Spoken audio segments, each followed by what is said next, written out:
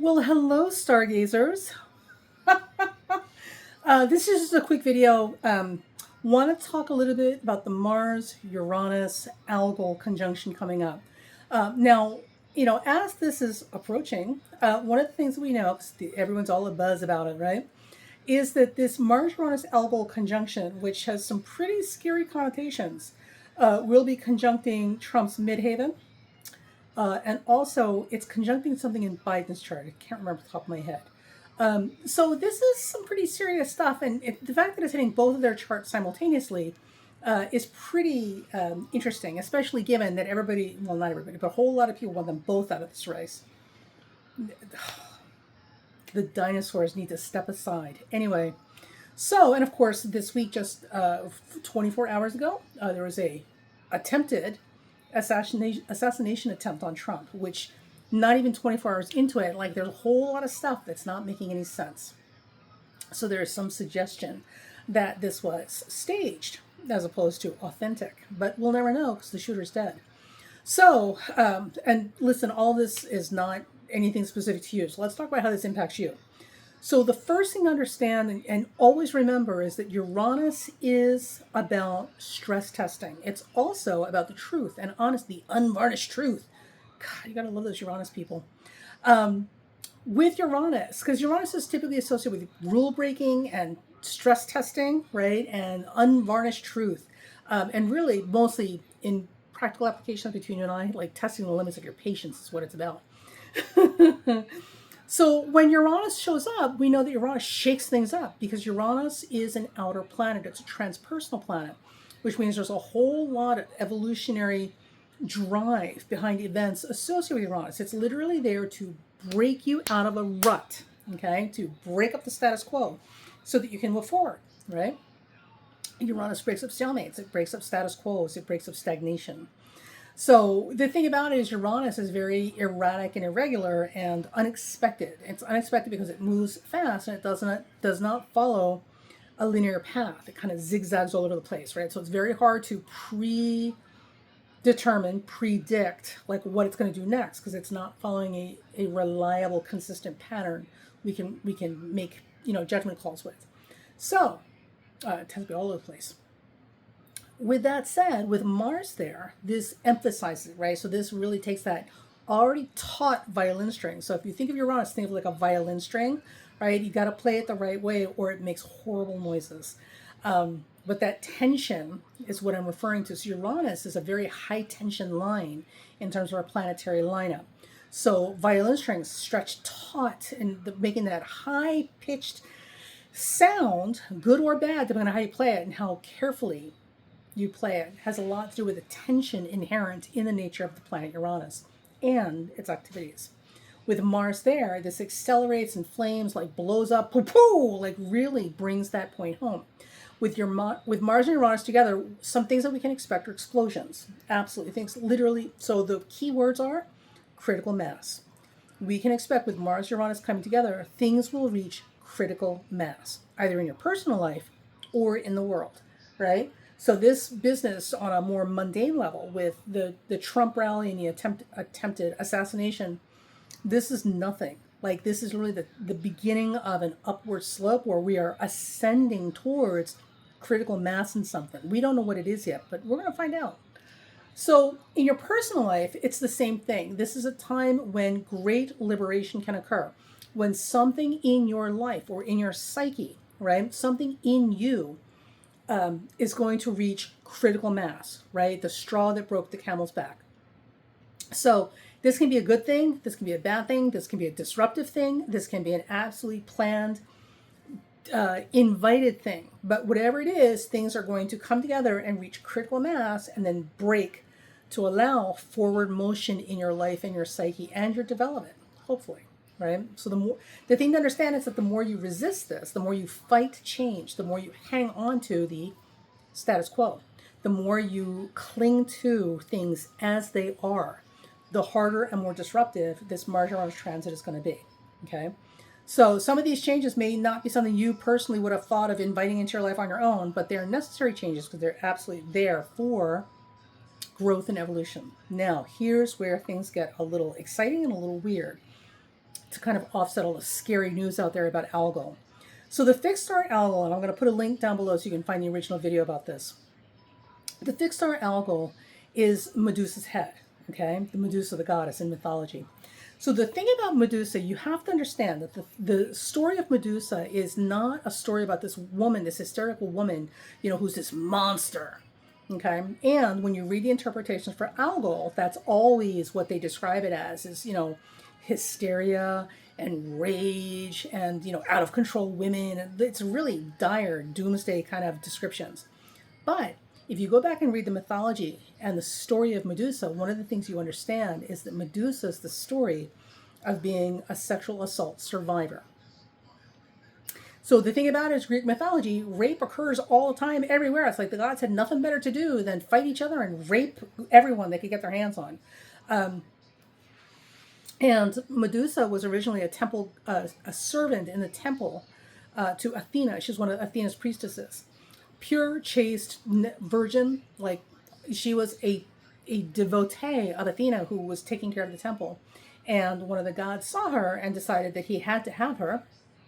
So of course he raped her. He defiled her. Now the important thing about this story is that he defiled her in Athena's temple. Athena's a goddess, okay? This is the equivalent of raping somebody in church. There are things you just don't do and lines you just don't cross, right?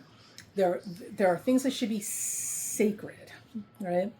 So when goddess Athena found out what had happened, the story goes that the goddess Athena banished her, air quotes banished, right? Banished her to an island and transformed her into this hideous monster witch creature with these snakes coming out of her head as hair, and eyes that could turn men into stone.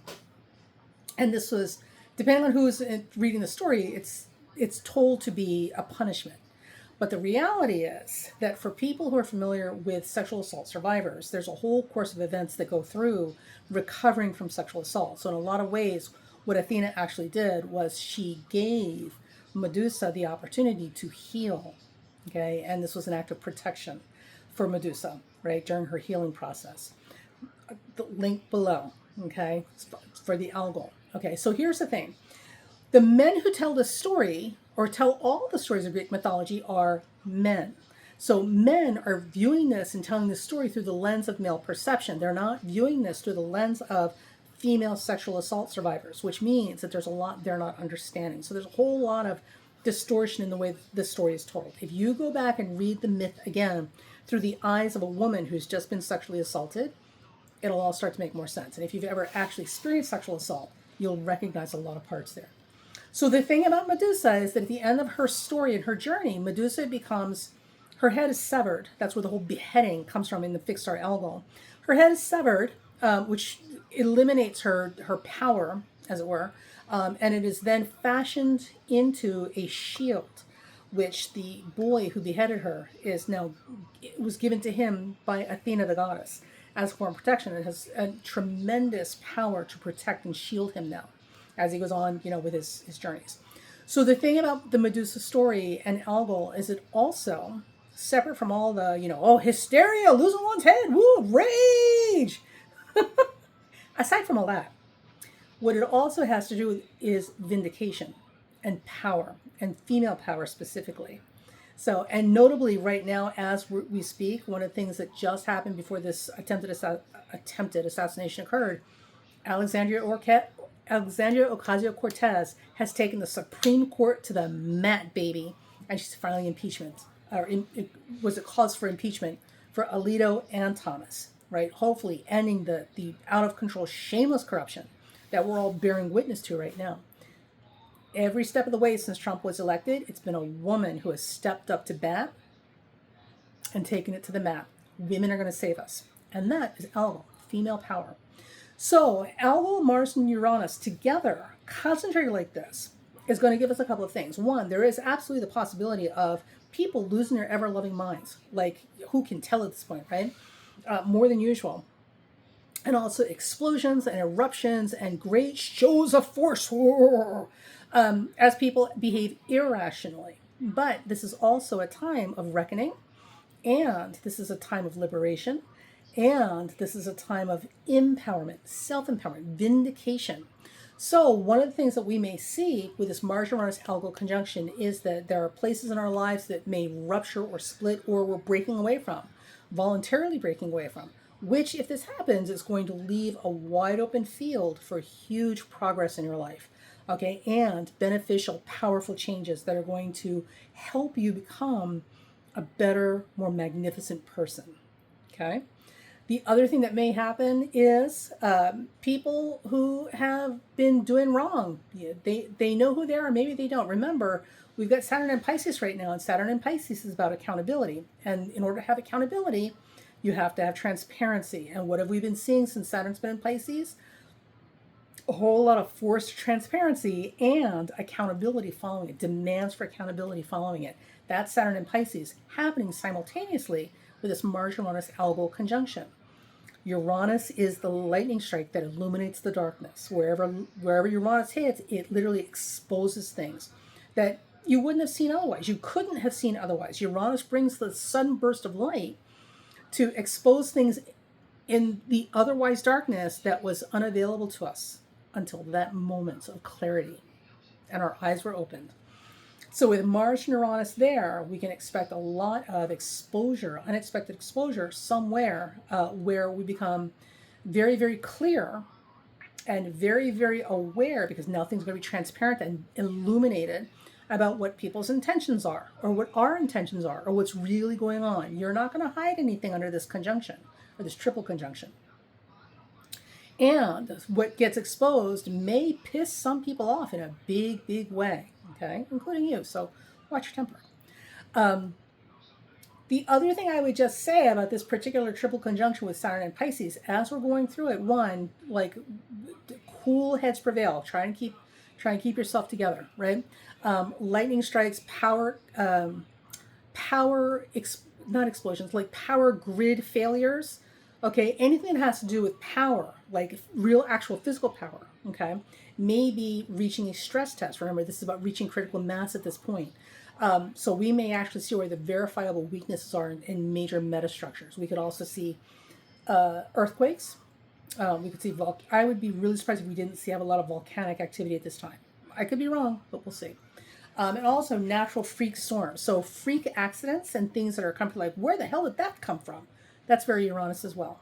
So it's going to be very exciting, but you got to keep it together, and you've got to keep your eye on the prize. Remember, as we move through this time, I want you to consider the fact that we have, in fact, turned a corner, right? It may be hard to see from where we're at, because we're kind of up to our nose in this stuff, right? But we have, in fact, turned a corner. And the most important thing is that even if we feel like we're powerless and we can't do anything, we are not. So again, I'll put a link below to this video as well. One of the things you got to remember is mass consciousness is really what this is about. So as we all get on board in terms of our consciousness about where we want this ship to steer to, events will move in that direction. Things will happen that literally will take us where we need to go, that we couldn't have designed better ourselves. So there's going to be a whole lot of divine intervention and turns of events and the course of things that will steer the ship the right way. But it's all about mass consciousness. We've all got to get mentally in the same place. And we are. That mass consciousness is growing, and it's pushing that ship the way we need it to. Because right now, with Mars, Uranus, and Algol coming together, it's the tipping point. We are reaching critical mass. Okay? So, in your personal life, look at areas where you may have to sacrifice something, or may have to say goodbye to something, or may have to cleave away from something. If there are situations or people in your life that are toxic, or, well, toxic for you, right? Not necessarily toxic for everybody. Like, one man's medicine is another man's poison. So if there are people or situations that are toxic for you, and you weren't aware of where the problem was, boy, you're going to know. Like, in no uncertain terms, you're going to know where the problem is now. Because transparency leads to accountability, and everything right now is about accountability. This particular triple conjunction with Saturn and Pisces is very much about illuminating, right? And making transparent, making very clear and visible where the cracks in the foundation are, where the problems are. So there won't be any hidden snipers we can't see. We're going to see it. We're going to see it. The other thing is it's very much about empowerment, right? And especially for the women, okay? So this is very much about women rising up and reclaiming their power in the world. Remember, God is not a sole creator. God is a co-creator, and he co-created the universe with the goddess. There's no such thing as a man giving birth to life by himself. Okay? And there's no such thing as a woman giving birth to life by herself. Like, it's the combination of the two forces, masculine and feminine, the god and the goddess coming together, that creates life. And we have to honor that. And we're coming back to a position where we're recognizing that this is what it's always been. And this fairy tale we've been fed, that there was no female energy involved, is just that. It's a patriarchal fairy tale told by men. Just like the story of Medusa is a fairy tale told by men who literally refuse to see it for what it is, which is the story of sexual assault and recovery and vindication. So, fear not, my friends. We're going to get through this. It's going to be interesting. And it's going to be good. It's going to be good. Remember, Algol, along with the many, many things it promises, also promises empowerment and wealth. Okay? And illumination, vindication. It also promises us vindication. So those things in your life where you needed to be vindicated, this may very well be the time when it finally comes to fruition. Check your charts to see where it lands, where you might be feeling it more directly or acutely. If you want, you can put a comment below, and when I get some time, I'll try and answer it. But for the most part, no matter where it falls in your chart, you should be feeling this energy. Those of you who take it to personal planets will be feeling it much more directly and immediately. But it still won't be all bad, right? You just got to roll with it. Don't hang on to the past. Don't cling to the status quo. Allow change to happen, because everything is moving you forward in your life to help you become the next best version of yourself. But you have to participate in that process. You can't fight it. Okay? So that's just my 2 cents. It's been interesting. It's been interesting. And we're not even to the Mars-Uranus conjunction yet. And also, too, just a quick reminder, with these aspects, especially this particular one, which is pretty big, it's not a one and done deal. So everything leading up to it, the few days before, like now, everything leading up to it is leading up to that point of critical mass, or the tipping point that we will see with this Mars-Uranus Algol conjunction. And we will still see the fallout from it afterwards. These things take time to finish their process as well. So if you don't see anything immediately, don't breathe a sigh of relief and think, boy, that's good. It's past us. No, it's not done yet. It's not done yet. Okay. All right. If you enjoyed this video, please show some love for the channel and hit the like button. Maybe subscribe if you don't subscribe. If you don't want to subscribe, that's okay too. I feel like I should be inserting this big sales pitch for courses I'm teaching. I'm not. I'm just saying. I'm being sarcastic. And assuming that nothing else weird goes on that I want to make a comment about, I'll see you guys in August. Bye.